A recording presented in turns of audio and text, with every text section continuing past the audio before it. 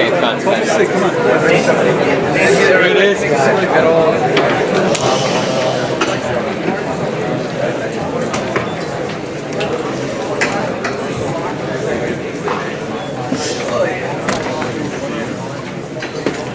George.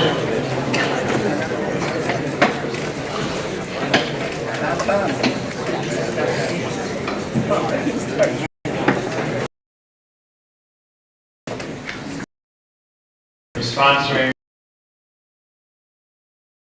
a special mazel tov to the 8 boys who for the last 3 or 4, for the entire year, from the beginning of the year, have come to yeshiva every single morning before davening began to learn with Rabbi Storch for 22 minutes, I think, every single morning, who this morning completed the entire Masechus Kedushin.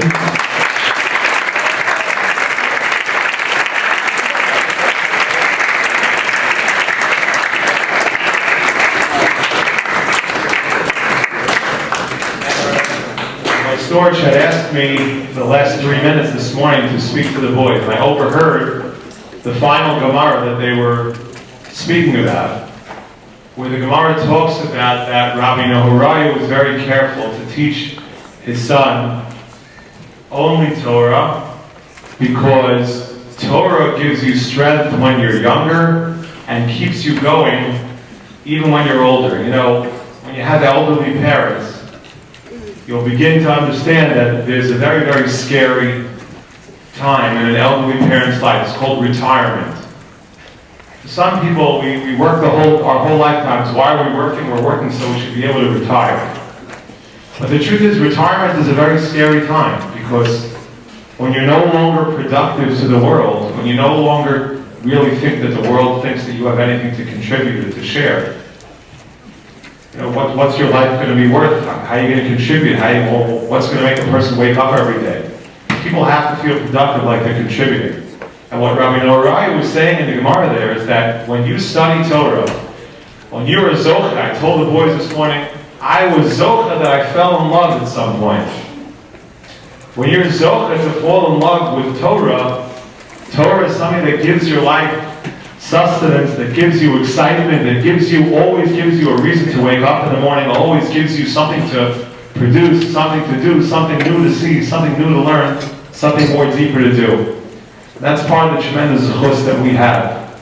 And in introducing this morning's speaker to you, who I know that for 95% of you really needs no introduction, we've been in this community now for a number of years, and so many of us have benefited from the Torah of Rabbi Feiner. When I think about Rabbi Feiner got involved in a shul in Far Rockaway, and literally he gave chiyus, he gave life, and he continues to give life to so many people through the Torah, because he understands this secret. When you have a living, breathing, excited Torah that's alive, then you can take people and give them excitement, give them life, give them sustenance. That's what the holiday of Shavuos is about, Avodas HaTorah, when we became a nation. And that's why we so thank Rabbi Feiner for taking a few moments to try to give us some of what he has had the privilege for so many years to give to so many. It's my great pleasure and privilege to ask Rabbi Feiner to share some Divrei Torah with us.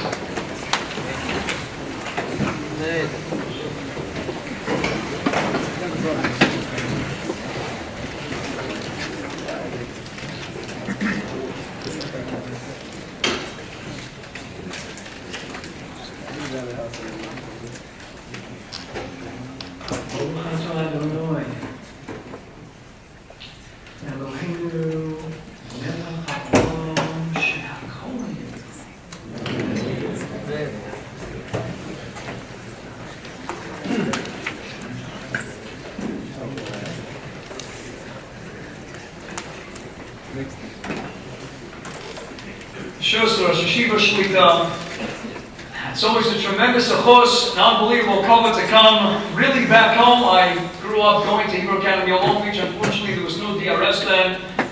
But had I known about a DRS, maybe I would have stayed a little longer in elementary school. It's a tremendous zechus, an honor and a privilege to come, not only in the presence of Rabbi Kamenetsky Shlita, but of course the entire Anhala. A special akarsatov extended to Rabbi Storch for inviting me, being quite persistent.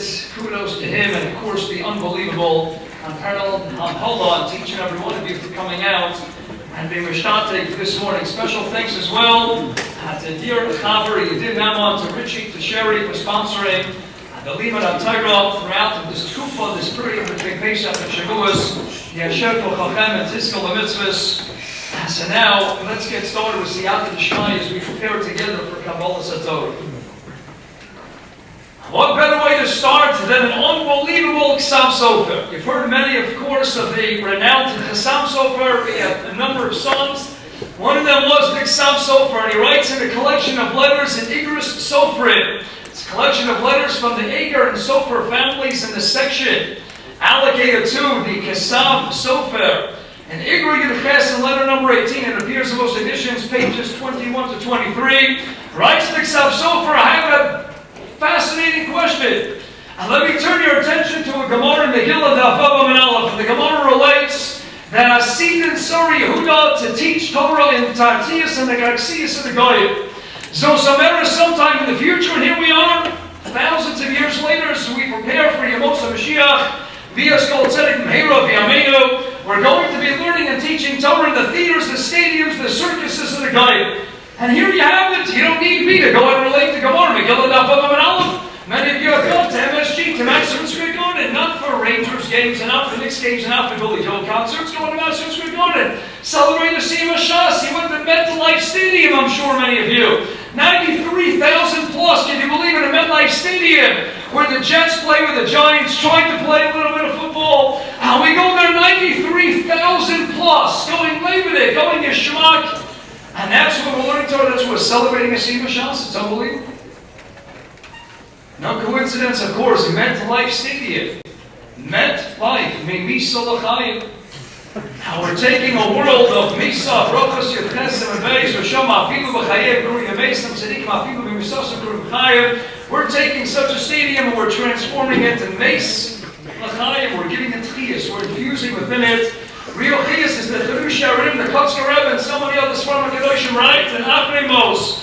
L'chaim B'hem, live with a Chiyas in the mitzvahs. Infuse a chiyus, a liveliness, a dynamism, a fervor, an excitement into your mitzvahs. As the Cherush Harim, it's far more profound, not just that, but you'll live and give your energy and channel and direct all of your kochos into the mitzvahs. But the makor, the shoresh, the source of all our chiyus, writes the Cherush Harim al Torah, is the Torah, are the mitzvahs. That is the shoresh, the makor hadavar. From that, there's going to lay all stems. From that energy, that excitement.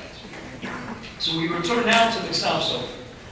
Asks the Chassam Sofer, I don't understand. Is there any dearth, any lack of what they can see as the Batim and Roshis? We can't get together on a Wednesday morning and Shtag and talk and learning and a DRS and all the other yeshivas that are bandied about throughout the world. Why in the world do we need to celebrate the Madison Square Gardens and Asset Coliseums and MetLife Stadium? Why do we have to go to where the guys are playing football, where they're having all these events and rock and roll concerts? That's what we have to learn Torah. Obviously, it's a profound message underneath the surface. So we have to uncover that. Ask the Chassam Sofer, what's that all about? Why do we have to celebrate? Nothing is coincidental. Why was that part and parcel of the Ebershter's plan? Now, writes the Chassam Sofer beautifully. He says it's great how much Torah is being learned throughout the world as we prepare together for Yemos HaMashiach. But at the end of the day, yes, people are learning. We have more people learning Torah than back in the days of Surah, Babadisa, the illustrious, our Geone, Olam. We have so many people learning and shining over Torah today. So what's missing? You know what's missing? What's missing is the dynamism, the enthusiasm, the energy, the excitement, and the passion. Where's the passion? Hashem Yisrael says, you know what I'm going to do? I want you to go to Madison Square Garden where the Rangers play. I want you to go where the Knicks play. I want you to watch Melo shoot those 3-pointers. And think about the waves, and think about standing up and all the cheering, every little slam dunk. How Meshuggah we go. And if we go so Meshuggah over a slam dunk, and we go and we watch the Jets and the Giants and they score a touchdown, and we have waves and you go and you can see it can be below freezing temperature, and you got Meshuggah, and they got their Giants and Jets painted all over their face and all over their skin. It's unbelievable. The rabbi, the diehard fans, I remember once going to Israel, traveling from Newark Airport.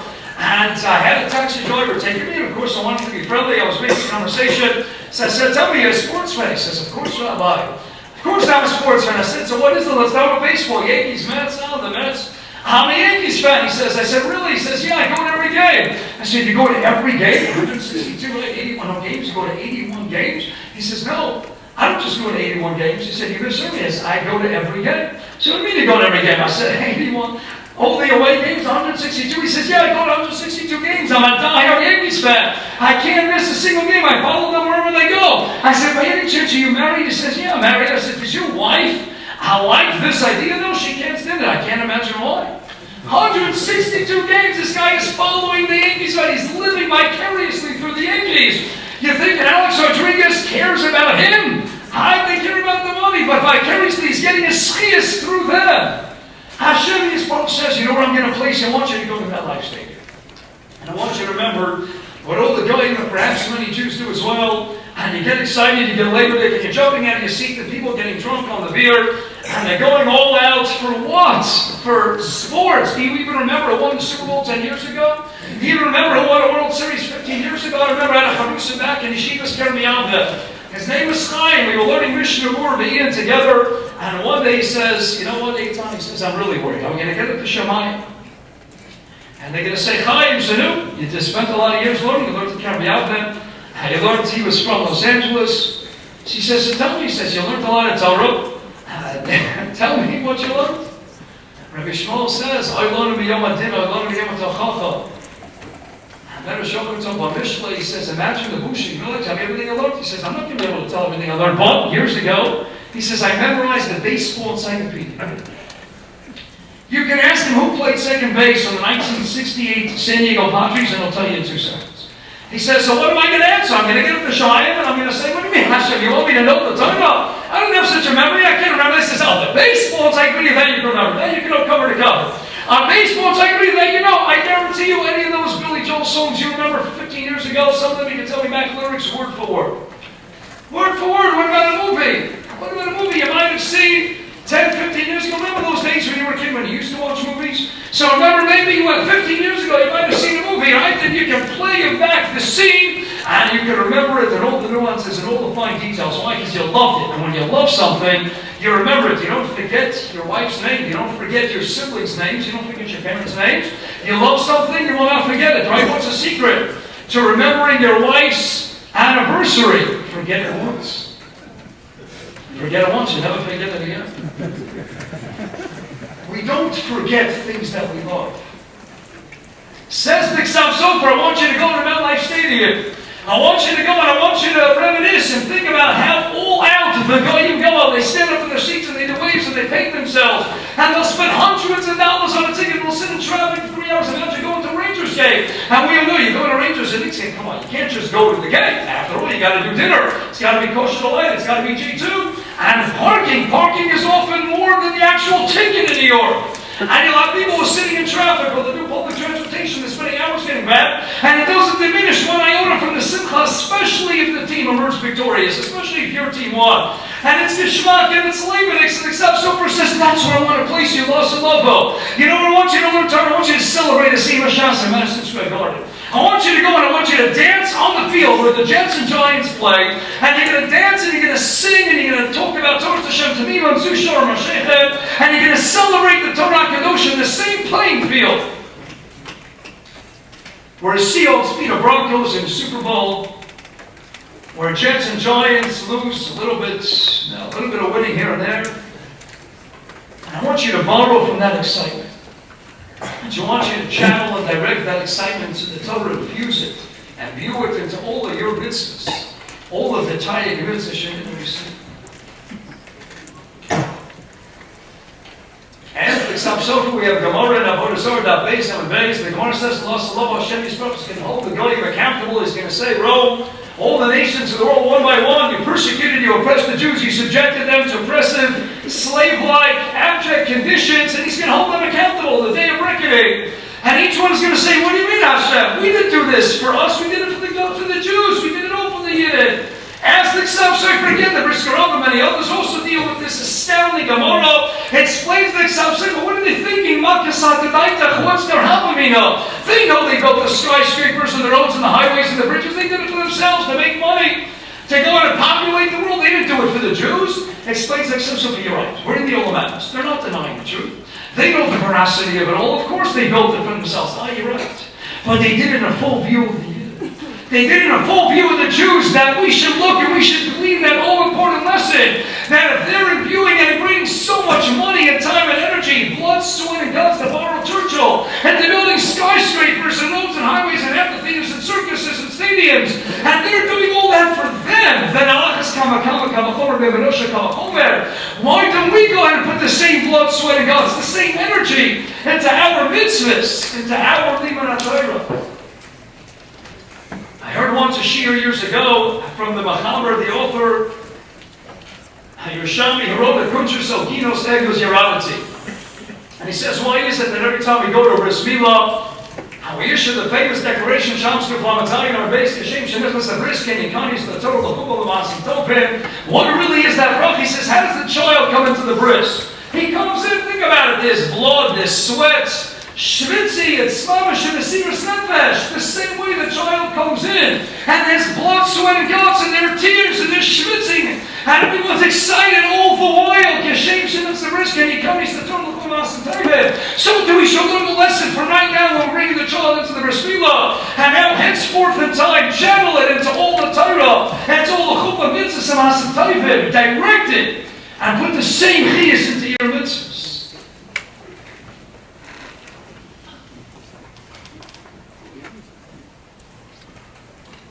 Adds the Ksav Sefer, not in the Igros Sefer. But in the Rosh's Ksav Sefer, the Machal Ksav Sefer edition, it's on Daf Kuf Pei Dalet, page 184, and Psichel of B'nai HaYeshiva. And he adds one additional insight. We have a Gemara Maseches Brochas, Daf Chav Ches, Amud Beis, and we have a Tefillah, and then we recite, and when we learn, and in the context of that Tefillah, we say, Anu Mashkivim, Hey Mashkivim, Anu Mashkivim. And the Divrei Torah, Hey Mashkim and Bar Mateilim, ask the Ksav Sefer, what do we have to bring in what the Goyim are doing?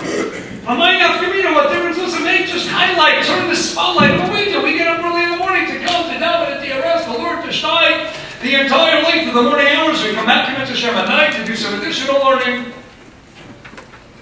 Why do we have to mention Bechlal what the Goyim are doing? And along the same lines, explains the Ksav Sefer. Hashem, they are ma'or us. When we see the Goyim getting up early in the morning, when we see them getting up early in the morning to practice, to do whatever they're doing, to run out to their Nurshkai, to get up because they got to go to their Facebook and their Twitters and they got to start already at 5, 6, 7 o'clock in the morning, whatever they're getting up early in the morning for, they get up, that inspires us, that engenders our listening, our response. If the Goyim can get up early in the morning for their Shtuyot, for their Nurshkai, and they're going getting up early in the morning with an excitement, with an enthusiasm to take money, to build an Alachas Kamakama, do we get up? That inspires us. Seeing them get up early in the morning, that arouses and piques our interest as well. Years ago, as a young teenager, I went to Camp Shnei Chemed. And they brought in Rameir Kahana one time. And Rameir Kahana was speaking about how he has some Arab neighbors. And he used to get up 7:30 in the morning to daven Chakras. And then all of a sudden he'd hear the Arab sirens going off at 7 o'clock in the morning. He says, if they're getting up to pray to their God at 7 o'clock in the morning, I don't want to get up to Shema, and they're going to say, Mayor, and they're able to get up at 7 o'clock. What about you? So he says, I started getting up at 5 to 7. And then my Arab neighbor was getting up at 10 to 7. Then I was getting up at 6:30. He was getting up at 6:15. Then he was getting up at 6. I was getting up at 5:45. He said, next thing you know, didn't even pay for me to go to sleep that night. Are we getting up? Are we getting up as early? Are we getting up with the same enthusiasm, with the same excitement? Ksav Sefer says, how come when it comes to running out to restaurants, when it comes to Gashmias, when it comes to should we buy the latest laptop, the latest iPhone, the latest gadget, the latest tech device, how come we don't think twice about how much money money it costs. When it comes to Sforim, should I get the Sefer? I don't know, do I really need it? Maybe I can just borrow it in the yeshiva. Do I need to spend this much money? I'll get it for a bar mitzvah present. Maybe I'll borrow it from somebody else. When it comes to Ruchnius, do we spend money on Ruchnius? Or are we always focused on the excitement of the Gashmi, the world of the physical, of the mundane, of the material? I had a student, when I was teaching at Torah years ago, I had a student that came over to me one day. He said, Rebbe, says, I want to buy a $200 esrog. I said, you've been doubtful, want to buy a $200 esrog? Why? He says, because last night I took my wife out to a beautiful restaurant in Yerushalayim, and I spent $200. He says, I'm going to get up to Shemayim, and God says, oh, to go out in a restaurant, to have a nice ribeye, to get steak with the mashed potatoes and the portobello mushroom on top, it's gone. Here today, gone tomorrow. For that, $200. But for an esrog, a mitzvah, deraisa, $300 for 7-8 days. Oh, hey, you can't spend $200. He says, you know what? At least as much as I took my wife out to dinner, I want to spend at least that much on an esrog. How much does it cost to go to a football game? Do we spend as much on Ruchnius as we spend on Gashmius? Do we put as much time, energy, and focus into our Ruchnius as we put into our Gashmius? That's the subset. So why don't we? Why don't we put in all those kokos, the same passion, the same fervor? It's what Hashem wants. That is how the Torah was given. It's a beautiful part by the Rosh Hashiva, Shmuel Burman Zatzal. We have a well-known Gemara in Shabbos, Daf Pechesem, and Aleph Koflei Rakigigas. Hashem Yisrael took the mountain of Sinai, had it hanging, hovering above our heads. And then we stood at the Piedmont of Sinai in a most precarious situation. Hashem says, Koflei Rakigigas, you got to receive the Torah. Ask the Bali Yataisis, the famous kasha of the minister of Chuma Parshas Noach and Simon Gimel Pnei Yeshua, and others deal with the famous kasha, but they didn't send Naaseh V'Nishma. After all, 24/7 we live and breathe Naaseh V'Nishma. Why do you think it's Sefer Shmos in the book of Exodus? It's chapter 24 and verse 7. Because 24/7 you got to live Naaseh V'Nishma. So we said collectively as we stood at the Piedmont of Sinai, we said Naaseh V'Nishma. We want the Torah. Ask the Bali Yataisis. So why did Hashem need to go and enforce it against us willy-nilly? Why go for Taisa says, Shema, maybe, just maybe. When I would show them the Aish, maybe they'll retreat, they'll be seized with fear and trepidation, and they'll retract and they'll take back their non-submission. So Hashem says, you know what, I'm going to create the scenario, I'll create the matzah, the situation, wherein Klal Yisrael has no choice, no alternative, they'll have to receive it, whether they like it or not. Answer Shulman. So according to the way the Bali Yataisis are learning in Shabbos, Pechesem and Aleph, Hashem, you're worried that if you send them the Aish, they can retreat and then for a couple of Makikas. I got a great piece of advice, Eberster. Hashem, you spoke, no problem. Hold back the Aish, and you have nothing to worry about. Then you'll go back to the Naaseh V'Nishma. Just refrain from sending that Aish. That's what's going to instill the fear, so don't send the fire. Explain to Shulman that wasn't a choice, because Torah without fire is Nishim Torah. If you don't have the passion to bring this service, if you're not on fire when you're learning, that's not Torah, the Tzura, the form and fashion that Hashem had designed it. Gemara goes on to say, and Sukkah Chal Chesem and Aleph, Hillel HaZokin had 80 Talmidim, the lowest of which was Rabbi Yochanan Matzake Nebuch. He was so low that he only knew Kol Torah Kula forwards and backwards on his fingertips. He knew the conversation of trees, Sichas, they call them Sichas Ophos, he knew it all, Kol Torah Kula. Asked the Gemara then the next obvious question. That was the lowest of the 80. That was the lowest of 80 Talmidim. How great was the greatest Talmud Yonasan of Israel that gave us the famous Talmud Yonasan. Explains the Gemara right before the mission, the bottom of 28a, Masechta Sukkah. Kol Of Shaparech Olam Yad Yisrof. Any bird that flew overhead when he was learning got immediately consumed. It was burnt up. He lay quiet. Rashi says the angels made out of fire were so taken by the Torah. They came down to listen to the Torah. But that's not how the Bali Yataisis. The Bali Yataisis on the Mokom al Atar, the Sukkah Chal Chesem and Aleph, the Ramchal, the Derech Hashem, the Shom Alkevitz and Shor Shishai, on the Gildas Urusra, the Dayel Shor Yorgid, the Moedim and Yoni Shavuos, the Chodam Maxim Asina, they all say more or less along the same lines. You know where the fire came from? They were learning Torah Kiddushin Nosa. Hashem gave the Torah in fire because you got to be on fire when you're learning. There's got to be a passion, enthusiasm, and excitement. A breathing, his slavas. You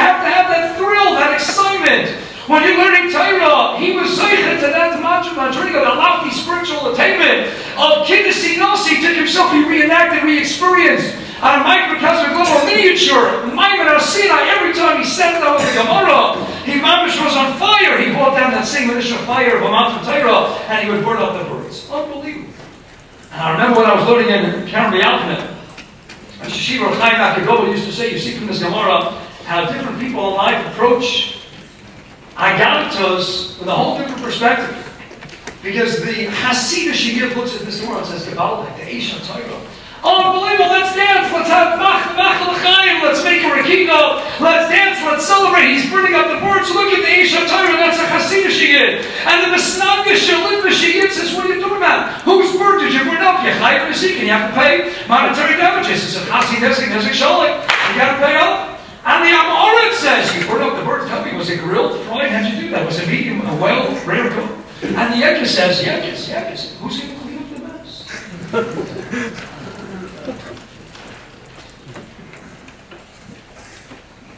What we see from the Mali, it says the Ramchal, the Shorashisha, the Organ, the Yol, this is the Eisha Tiger.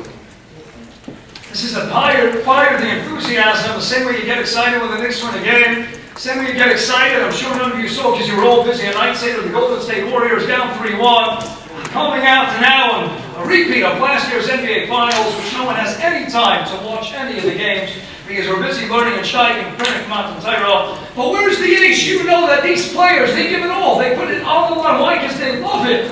And if you love something, as Mark Twain said, if you love what you do in life, you never work a day in your life. Where's our passion? Where's our fire? Why are we putting it all into sports, into Nurshkeit, into iPhones? And laptops, do we have the same excitement? Are we on fire when we sit down with the Gemara? Or do we fall asleep? True story.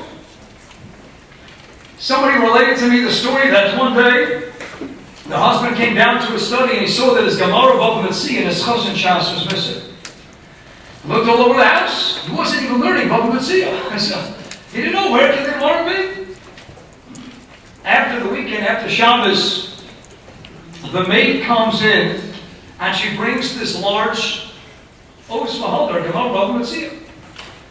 And this African American cleaning woman. And the woman in the house says, excuse me, but Mary, what are you doing with this volume of the Talmud? She says, I'll tell you the truth. She says, I'm sure I didn't ask permission, but I figured you have so many of these volumes, you probably won't even notice that just one is missing. But you know what? I saw that every time I came in to clean the room, I saw your husband would be at the table and he'd have this big volume open up in front of him at the seat. And within a few minutes, he would always fall asleep and sleep right on this volume. And the time my husband was suffering from insomnia, he was having trouble sleeping. I figured if it works for your husband, maybe it'll work for mine. But I opened up this volume of the Talmud in front of my husband. It didn't do anything for him. We take the Gemara out, we fall asleep. Oh, but if the Knicks are on, no one, well, maybe the Knicks were falling asleep. But if the Golden State Warriors are on, and we're not falling asleep, there's an excitement. Why? Because we love it. When you love something, you don't forget it. When you love something, you give it your all. You're enthusiastic about it. I remember once I made the mistake of telling my students at Eisha Torah that I used to be a Billy Joel, Elton John, and Bryan Adams fan. And I told them I was such a fan. Baruch Hashem, it's been years, because when I got to Rabbi Eytan at 17 years old and I had a large collection of rock and roll tapes, somebody stole all my tapes, my entire collection. Second week at yeshiva, someone stole my entire collection. Of course, I was a little bit disappointed, and then I took it as a Gavaldik Bracha, Baruch Hashem. Ever since then, I gradually diminished. I have no cheshek anymore. I'm Baruch Hashem, I don't have a cheshek. But I used to be very into music.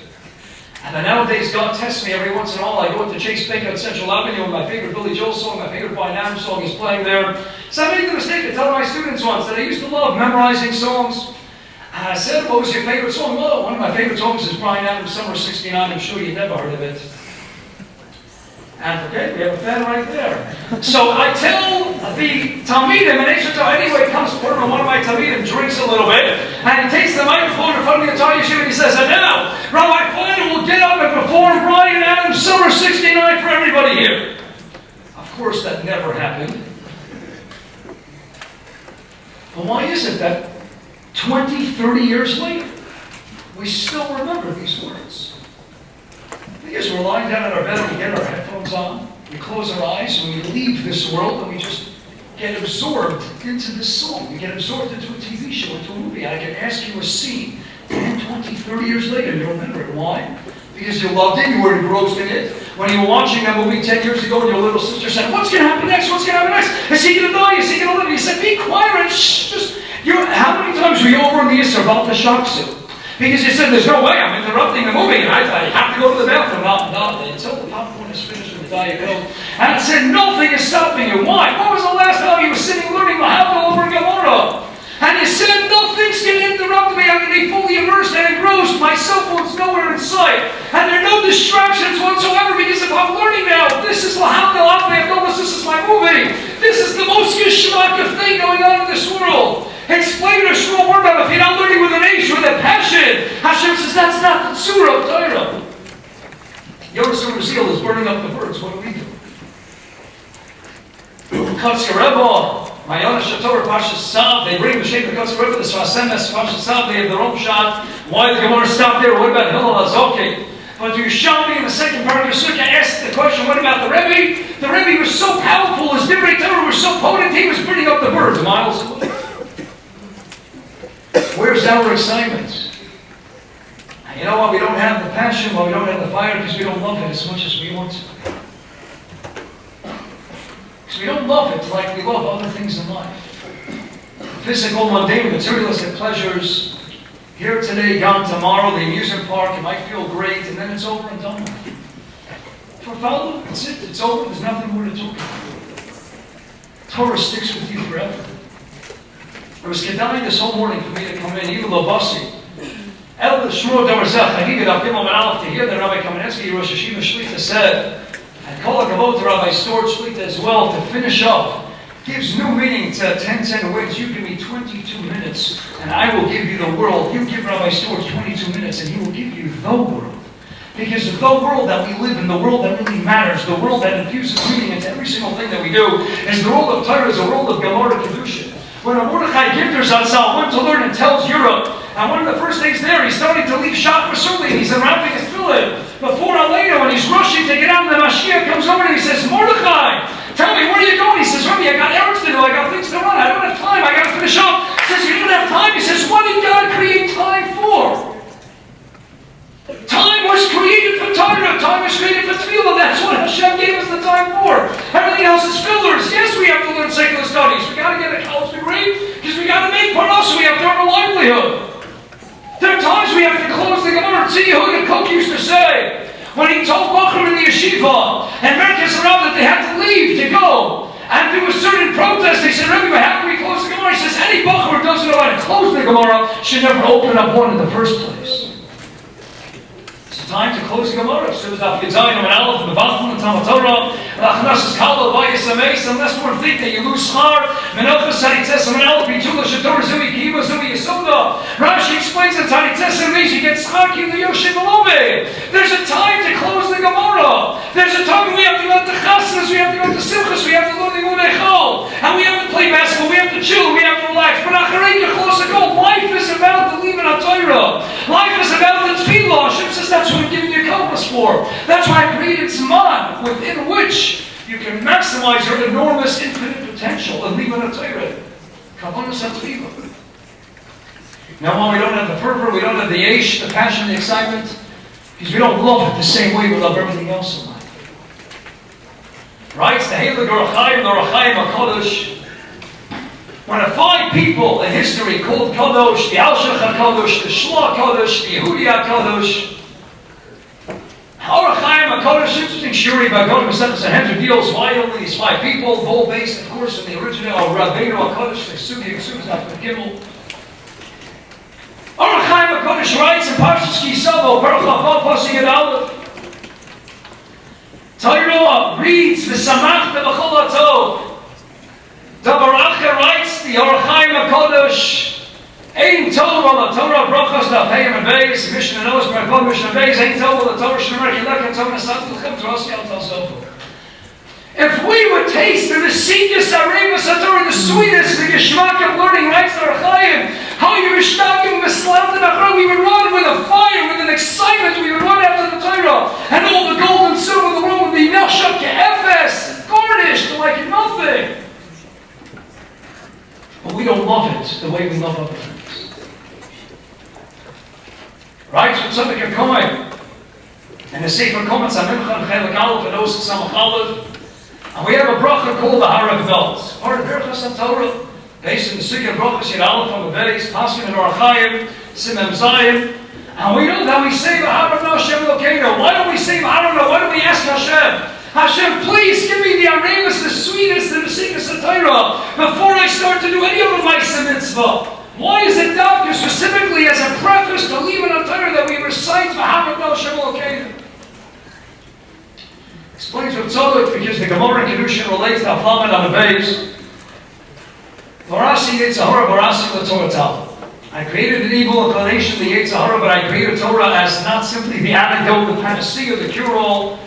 I created it as the spices. The spices is the idea that you can channel, redirect which direction you want your Yitzhahara to take. It doesn't say I'm going to destroy the Yitzhahara. Spices, you put a little salt, pepper, ginger because you want your chicken to taste differently. It redirects and rechannels. The Yitzhahara we can always combat and thwart the negative, pernicious influence of the evil inclination by what? By learning Torah Kadosh. But what do you do when you get up in the morning? And Hashem says, are you excited to learn today? Are you ready to learn to be Makabel the Torah Mechadash? What are you going to do? Take out a sefer? If the Yitzhahara says, I don't want you to sit and learn, I don't want you to sit and study, but that's some other rabbi in yeshiva today, chas v'shalom. So what are you going to do? Barasi Yitzhahara, but you can't take out the sefer because that's exactly the area within which he's trying to hold you back from. So it's not for my Torah when we get up in the morning, and what's the first thing we do? We recite the Birchas Torah, and we couple it with Mahar Hashem. Hashem, there can be times during the day I may not be so enthusiastic, I might not be so excited about it, but please, I beseech you, I plead, the Har of let me taste the Geshmak, let me taste the sweetness, the Mesikas HaTorah. Let me ask Hashem, the Har of Hashem Elokeinu, because I want to taste the sweetness, I want to be excited about it. Rabbi Silverstein brings in Tuchei Aviv Parshas Yisrael that they asked Rabbi Leib Steinman, one of the Gedolei Ador, why isn't they Yeshiva Bachim? They don't feel the passion, the love of their Torah today. He says, ask them if when they get up in the morning they recite the Har of Noah with Kavanah Ritzuyah. Do they really mean it when they get up in the morning and they say, Hashem, please, I beg you. The Haram, I want to taste it. Do they say with their eyes closed with Kavanah? That's what Hashem wants to see, and they sing the Haram. No. Let's go to the famous Gemara twice in Shas, in the Dor Pei Aleph and Aleph, and see if Pei and Aleph. And the Gemara says that the Novi wanted to know, Hashem, why are you destroying Klal Yisrael? Why the Churban Abayis, Allah's Minas Tarasi? And the Maskana, the Milsa, the Gemara's conclusion, of course, is Ashalo Bircha B'Brocha Tchila. And writes the Ram Rabbeinu Nissen, the Dor Pei Aleph, and Aleph of others. Certainly they recited the bracha, but they didn't say it to be mashif. They weren't to mashif. They didn't cherish and love the Torah Kedosha. They didn't love it. Yes, they made the bracha. They didn't mean every single word. And perhaps we can ask the obvious question: what's lo bircha b'bracha tchila? Lo bircha b'bracha. What's this superfluous word tchila? They didn't say it first. What's first? Perhaps the idea is as follows. If you love the Torah, if you're passionate and excited about leaving the Torah, how was it shy to get up in the morning? Wasn't the first thing that you did? How could you not want to get up in the morning and say, I'm excited? What am I excited about? The NBA Finals, that's what I'm excited about. The NHL Finals. Or am I excited about another day steiging, learning, growing, and DRS Yeshiva with unbelievable Rabbi, with an incredible help? If you're excited about the Torah, how could that not be the first thing you do when you get up in the morning? That's where our mind should be, that's where our focus should be. Now let me ask you a question that was posed to Chaim Kanievsky. We have a Gemara Maseches Brochos, now Kirala from a base, Paskin for us, and Orchaim, and Shulchan Aruch, Sim Mem Zayin, Sim Zayin. And then if one inadvertently forgot to recite the Birchas Torah in the morning hours, and don't worry about it if you said Ava Rabbah Tanu, you said that lengthy paragraph, the prefatory remarks to Kriya Shema. It's like Kabbalah Sol Shema Kfar Nifter, the Av Rabbah, and your Yotzei, yes, but Chachid, you should try and learn a little bit right after davening. But your Yotzei, it's the Mamale Mokom, so to speak, of the Birchas Torah that you omitted, unfortunately, in the morning hours. The Yeshua Chaim Kanievsky, and it's bought in the Sefer Shivat Filosi, page 33. The Yeshua Chaim Kanievsky, why is it that when you look at the Nusach, let's scrutinize ever so briefly, The choice terminology of Amarava, what do we read in the context of that paragraph? The same Elibeno Lahavan Lahaskil Lashmo, Limon, Lami, Lishmor, Lahasos. We have this lengthy exposition. Hashem, all these bakashas and ifrados. We want to understand, we want to sharpen our intellect, we want to teach and do, etc. So where is that in my Berachas Torah in the morning? If the Amarava is the Mamali Mokum, so to speak, and the day when I even really forgot to recite the Berachas Torah when I got up in the morning, I can always exempt myself with the recitation of Amarava. So where is that in my Nusach of Berachas Torah? Chaim Kessler said, what are you asking? It's all there. That's all there in 2 words. Because if you taste the sweetness, the Geshmak of Torah, there's no need to then ask, can I have the beat of the understanding, if you taste the sweetness and you love the Torah, you'll understand, because if you love it, you'll connect to it. Tony the Veil Rabbah and Parakir Ches.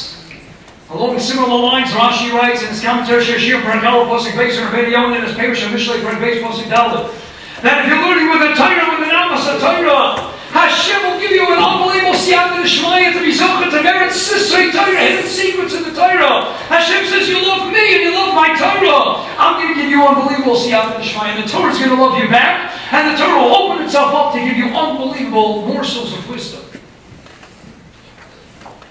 This is Maisa with the Meshech Chacham. Meir Simcha from the Vinsk had a Charusa. And whenever they got stuck in a shortcut and a difficulty in a Rashi and a Taishus and a Rashba, Meir Simcha from the Vinsk would turn to his Charusa and he'd say, take out a Tehillim and daven to Hashem Yisborach for Avas HaTorah. Daven to love the Torah. So the Charusa said, Rebbe, I don't understand, why don't I just daven for the answer? We're stuck in a very difficult, perplexing Tosfos. So let's daven for the teretz in the Tosfos. So let's resolve the difficulty. Why should I daven for love of Torah? It says, says, let me give you an example. He says, a woman who had a newborn child.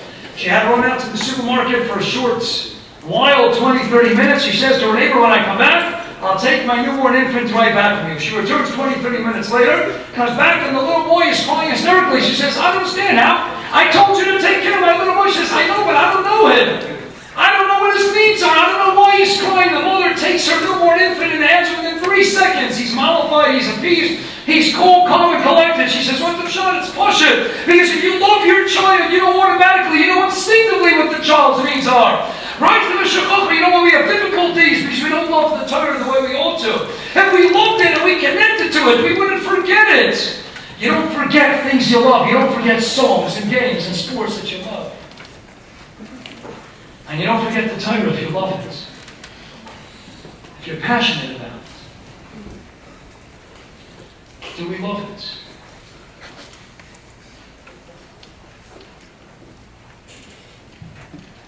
Shalashudis. Shalashudis, halacha l'maisa, mishnebur b'gavram. We don't pass in this way.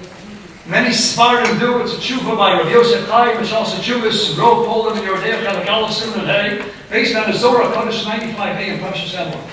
And the Zohar says, you're right, the pasuk says, "V'achulu hayom b'shalashudis," you have to eat the third suit in the day. Writes the Zohar, you could fulfill the obligation of learning Torah, of eating the shalashudis by learning Torah. Learning Torah is like an achiva.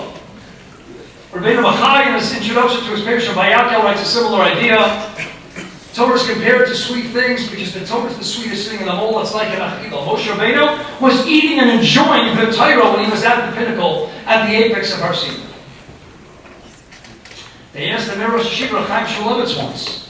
He was sitting and having some gefilte fish and herring, and they said, Rosh Hashiva, while you're sitting eating shalashudis, why don't you take out a sefer? You can learn according to the Zohar Kodesh. You can fulfill your requirement of shalashudis by learning Torah. He says, yeah, but if I learn Torah, he says, maybe I'll save shot and someone will slug me up. Maybe it won't be a good shot. It won't be a good swarm. You can't slug up a piece of gefilte fish. A piece of gefilte fish, a piece of herring is a piece of herring. You can't slug it off gefilte fish, right? How do you know how to find the gefilte fish, right? You go into the water, you see it's a little fish swimming with a piece of carrot on top.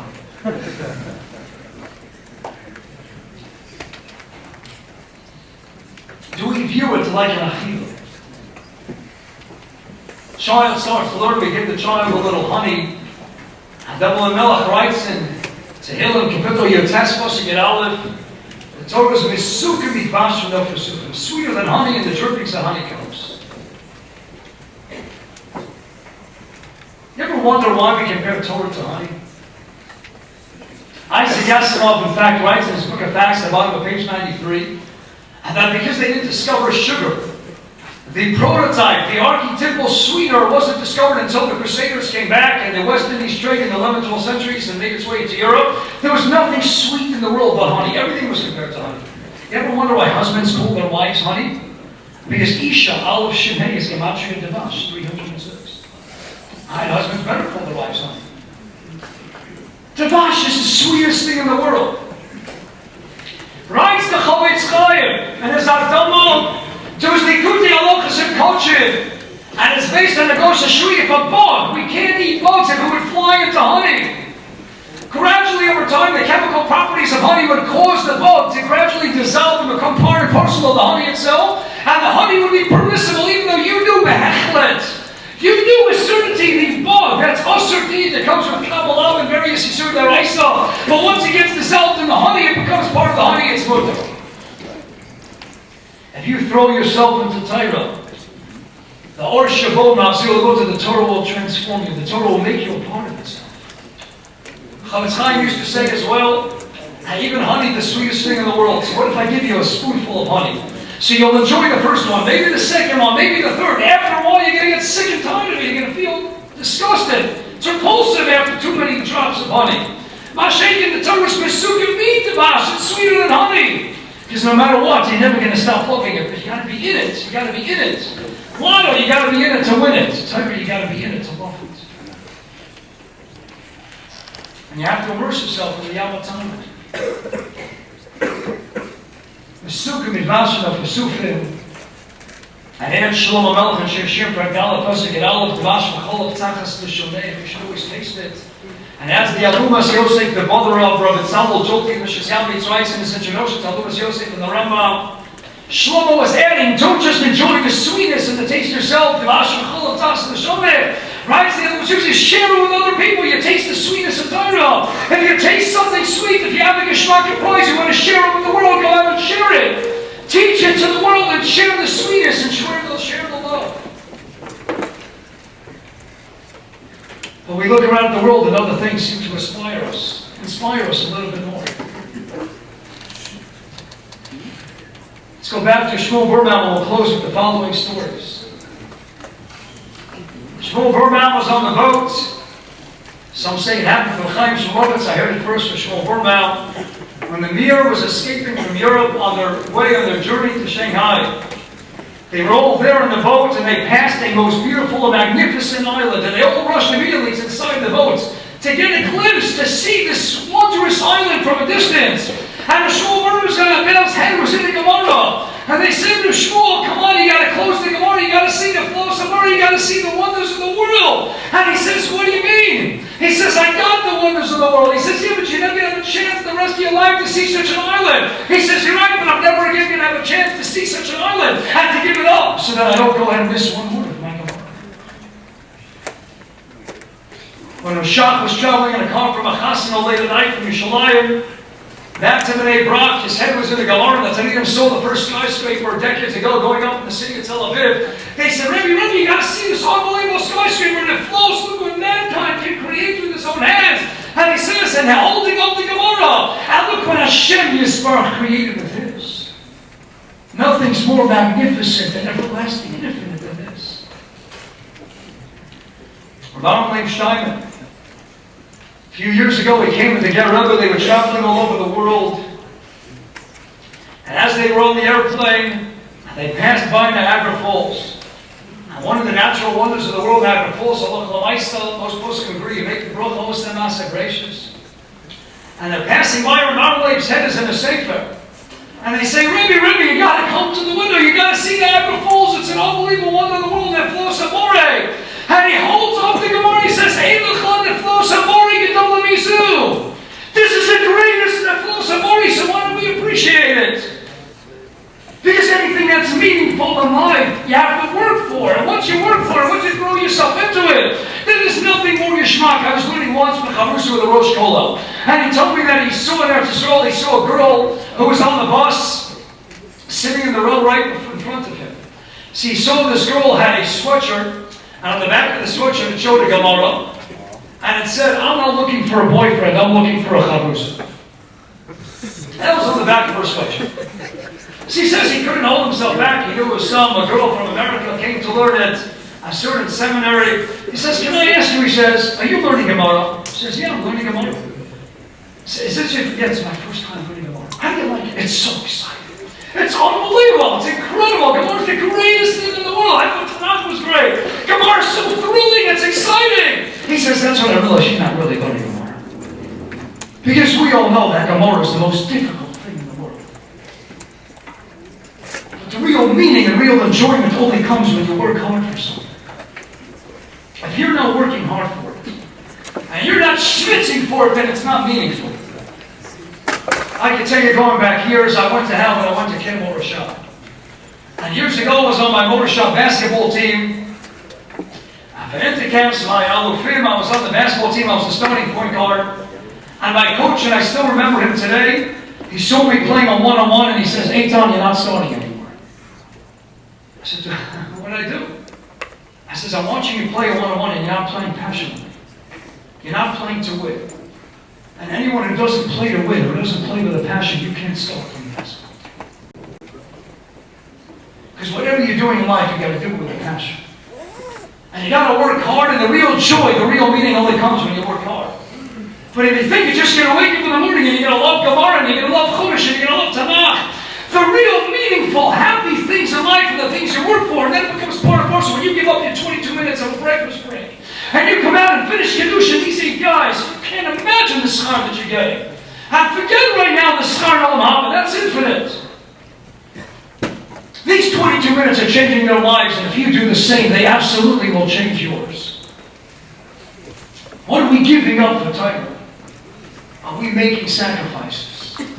Nachum Persovich from the Mirror, the beautiful collection of letters in Chiddushei Torah called Binyan Nochot, says, you know why people lose the geschmack sometimes? Because they take too many breaks into learning.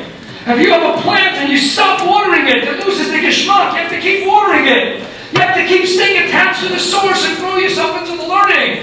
And get into it and say, Hashem, I want to daven for Siyata D'Shmayim, and Yillah, Baba, and Beis, look at me, here's Siyata D'Shmayim.